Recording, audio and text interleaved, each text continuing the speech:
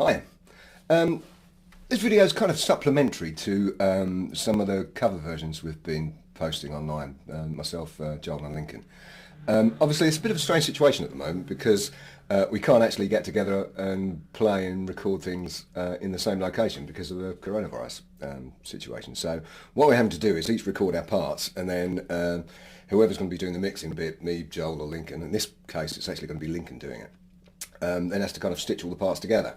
Now, we're going to concentrate on the drums today. Now, I don't consider myself a drummer by any stretch of the imagination, but I've been kind of lumbered with getting the drum parts down for these recordings. Now, the room I'm in at the moment is my kind of music room at home. It's a kind of multi-use space. I use it for online lessons, face-to-face lessons when I'm allowed to, when the coronavirus and stuff is out of the way. It's also used as a rehearsal room for the various bands I'm involved with, and I also use it for recording stuff. Now, because of that, you have to kind of compromise on the setup to make it usable for lots of different sorts of situations. But that in itself means that you're having to compromise on what it's going to be like as a recording room. So what I'll do in a second is I'll head over to the drum kit and explain what mics I was using and some of the issues that the setup have created that Link is going to have to deal with. Okay, right, first thing you notice is there's actually a Perspex screen around the drum kit here. Now that's there for when we're rehearsing, to just keep the level of the drums as low as we can within the room so we can rehearse at a nice low level. But that of course causes a bit of an issue from the point of view of setting up the kit to mic it to record it. Obviously that bass drum mic down there is pretty close to a hard surface behind it, so you get quite a big reflection off of the bass drum, so it tends to sound very woomphy when you're recording it. So that can be a bit of an issue. Obviously, again, from a point of view of space, I've tried to use as fewer stands as I can. You know, we've got basically a fairly inexpensive set of Shure dynamic drum mics. So there's obviously one in the bass drum, one on the snare, and one on each of the toms. And they're just running into the stage box on the wall over there, which go over to my recording interface up at the other end there. To record the cymbals, I've got just a pair of Rode, I can't remember what they are now, M5 condenser mics set up as a stereo array. So we're recording the drums down on 6 channels. So we've got a pair of overheads that's basically recording the whole kit, and then independent close mics for the shell packs, the snare, the 2 toms and the bass drum. Now, again, so to try and keep the number of stands and things down as low as I can, they're clip-on mics on the toms, and I've just got that adjustable boom arm bolted to my banister rail there to get it as clear as we can. Now, obviously, from the point of view of the sound in this room, it's quite a small room, so it sounds a bit tight. We've obviously, directly behind the drum kit here, we've got a stairwell, so you get a bit of an unusual reflection coming up there, but and also a pair of glass doors there, which isn't exactly ideal. But that's the setup where it's been recorded.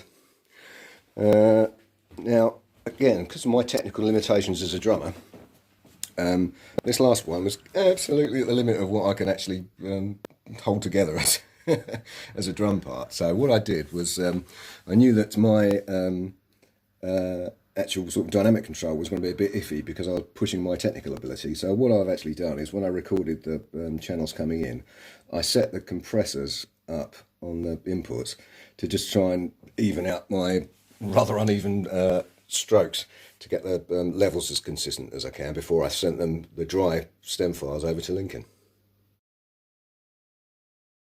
Probably worth saying straight up though that I'm not a big fan of isolating drums, but there are specific reasons for doing it. So normally I would consider the recording of a drum kit to be the sound of the whole kit in the room, which would on this session be represented by the overhead mics. That's a drum kit, it's an instrument and a player in a room. So the reason for close mics, the way I look at it, is to just make up for any deficiencies in that particular recording. Now, straight away I can hear that it's been recorded with condenser mics because there's a lot of top end, very dominant hi-hat and cymbals.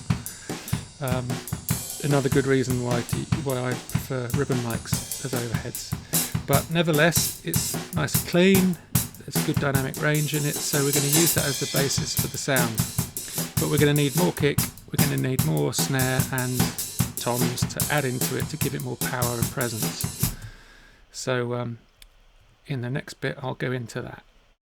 When we're trying to separate the content of one drum stem from another is differences between the instruments. So that could be how loud they are when they happen, timing wise, and also the different frequency content. So with kick drum, we're going to start with the kick drum. Generally speaking, you can go fairly old school and gate them, because being close mic'd and not a lot of finesse with kind of mainstream rock drumming, the kicks of the bass drum are a lot louder than anything else. So there's a lot of room between, if you look here, there's a lot of room between the snare and the kick. There's this difference in dynamic range where it's easy to set a threshold in a gate anywhere between those, and you'll basically effectively get rid of those and keep those. And because you don't do like drum rolls or sort of ghost notes with the kick drum in this sort of music, the kick drum's always going to be much louder than the snare. So generally speaking, a gate will do the job there. While you're at it, you might as well put some sort of channel strip up. This is the one I use, then you can do some processing as well. I tend to use the expander rather than the hard gate, but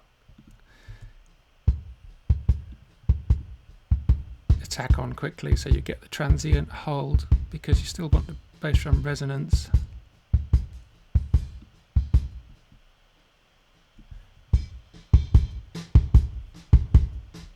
You can hear the snares creeping in. Now I don't have to get rid of the snare completely. The whole point of isolating things like this is that you're thinking ahead. So if you apply a compressor to the kick when you want to make it really punchy, or you apply a compressor to anything, you increase the background noise, you increase the noise floor. So what may seem like an inconspicuous cymbal bleed on a kick drum when you listen to the raw stem can become a problem when you start compressing it, and that will start to confuse the top end information of your whole kit sound. So that's basically why we're doing it.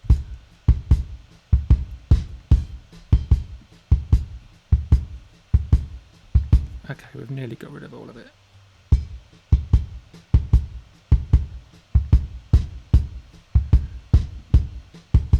I'm going to add a bit of this warmth stuff, which most of these channel strips tend to have. So now when I try to start compressing the kick drum, it doesn't start bringing up the rest of the kit, it's just the kick drum. I'm going to have a slower attack on that. I might as well do a little bit of basic EQing while I'm here. I tend to take 400 or 500 hertz out of kick drums a little bit. And then maybe have a little bit of snap at the top end. See, when you're adding a snap to a kick drum, if there's snare drum and stuff knocking about, you're going to increase that. So that's a pretty good kick drum. Happy with that. So that's the first and basic way of separating out drums, by using a expander or a gate. So we've got the kick drum isolated. So the next thing is to look at the snare drum stem. This is a little bit more problematic because I don't know if you can see, but when you put it all together you can see that both these mics have been recorded through a compressor of some sort, and there's a kind of a ceiling to what they're doing, which has reduced the dynamic range, i.e. the difference between the snare and the kick, which is fine for the most part, except for when there's going to be little rolls or subtle ghost notes on the snare. If those happen at the same time as the kick drum, the gate's not going to separate them. But there's 2 or 3 ways we can approach it. We're trying to get rid of the bleed on the snare stem, because when we go to try and process the snare and make it punchier, we don't want to start having artifacts based around the kick drum or based around the top end, the hi-hat and the cymbals. So that's the reason for doing it. We're going to be blending it in with the overheads, so a lot of the kind of natural acoustic properties of the snare will be maintained in the overheads. But for this we're looking for separation. So here's the snare. So So what I want to try and do is to use differences in frequency and in amplitude in volume using an EQ, but using a threshold-based EQ like this one. So, for instance, let's say we want to get rid of the hi-hat out of this snare, this close mic on the snare. It's particularly bad on this again because it's been compressed on the way in, so that's brought up the noise level of everything else except the snare. If we were to get rid of the hi-hat, this would be an effective way of doing it. Actually, I'll use a shelf. The only problem is you can't hear the hi-hat now, but you also have lost a lot of the top end of the snare. So the top end of the snare happens when the snare hits. It's the bits in between those hits that we want to dampen down. So with a dynamic EQ, you can set a threshold beyond which it either does or doesn't work. In this particular instance, I've basically taken a huge dip out of the high end on this, but I'm going to put back the transients by setting a threshold where the high cut isn't doing anything. So if you can see how that works, you've got the top end of the snare now again, but you don't have the hi-hat and the cymbals. So we'll leave that in for now. Similarly, on the bottom end, there's not much we can do about the sort of the clickiness of the kick drum because it's operating in the same sort of area as the snare. So what we're going to have to try and do is find the difference in dynamic range between those two instruments. So the fundamental of the snare is around about here. So that's where the snare should be at its loudest compared to the kick drum.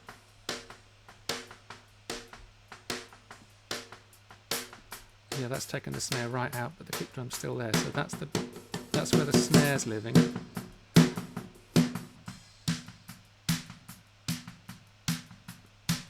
Okay, around there, the snare's still there, but the kick drum's really disappeared. Obviously, it's messed with the tone of the snare. So what I'm going to try and do is to set the threshold so that we get the snare back.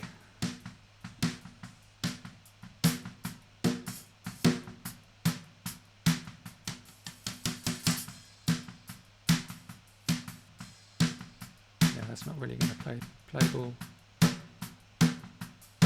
That's a bit better. Let's just see how that's made a difference to the relative volumes of the two things. It's still killing the snare drum tone though. Okay, so what we can do about that is maybe put some snare drum tone back in somewhere else. Not too much of that. A bit of that though.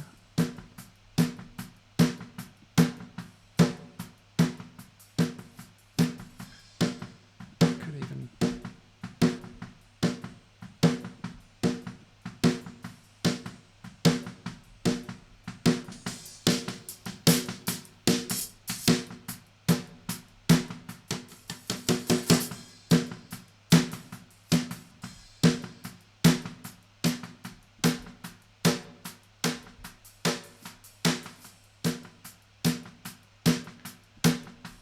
okay.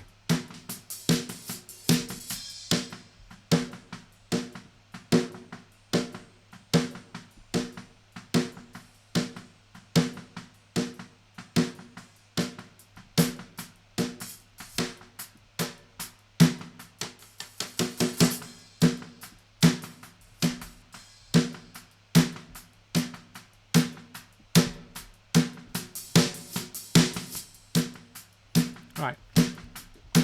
That's good because it's given us body, some top end, and it's really given us something we can compress. Doesn't sound as good as it does as natural, but then again we are going to be mixing it back in with the natural stuff. if I then go to a channel strip,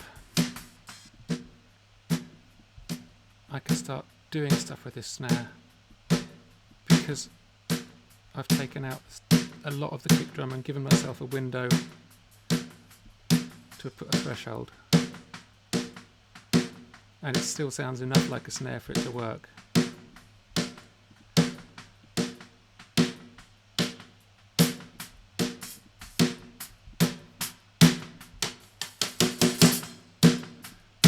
Okay, so that's given me plenty of snare. I might even add a little bit of distortion to that, just to get the rattliness going a bit more.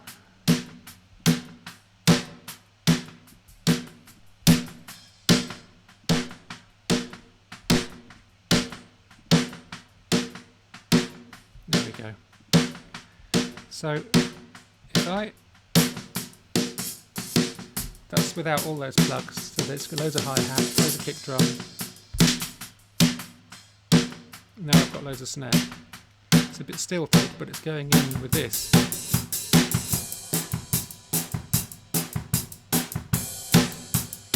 There we go.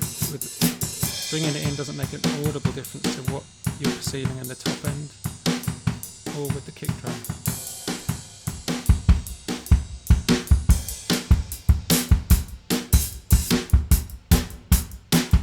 Okay.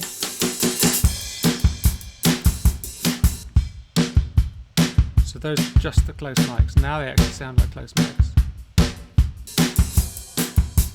So we'll leave that there. So here we go. And a quick listen again. These are our dry tracks.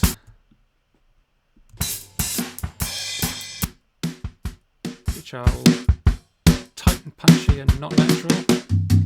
And then there's our overhead, which is natural but not tight and punchy. So we mix according to what we like. So the whole lot of the drum kit goes into over here a drum bus, where I'll put just a limiter on just to squish it together and give it a little bit more power. That's all that's doing. Let me just widen that loop. And also, so we also get to the point where we want to decide in terms of the space that this drum kit's going to live in. So I've set up an auxiliary with a room reverb on it. It's just a small room, editable. It has an EQ, which is useful on this one. So actually I usually just dip out the bottom end on the reverb return. So then it's a case of deciding what goes into it. So you could either take, let's say, these dry mics and say, well, I'll use the room reverb to put them in a more natural space.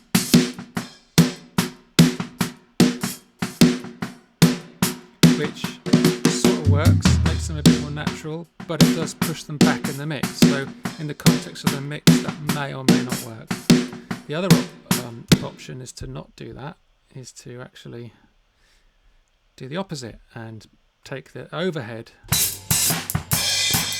and make that the basis of your room, on the kind of theory that there's a lot of top end in it. Top end always comes forward, and in terms of the hi-hat and cymbals being really forward, they may get in the way of sibilants, or not sibilants, but S's and sort of high-end sounds on the vocals. So putting them in a room is a great way to move them back without necessarily taking too much top end off the sound itself. So those can go in the room, and then I guess you can leave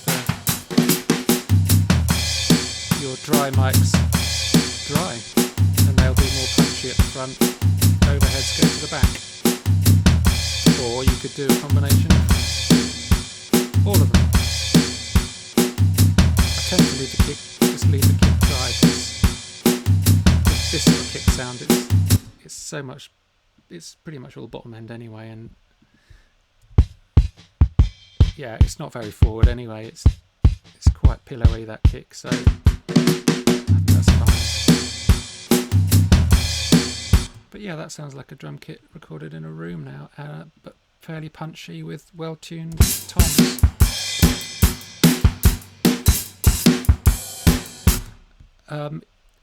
A word on the drum bus.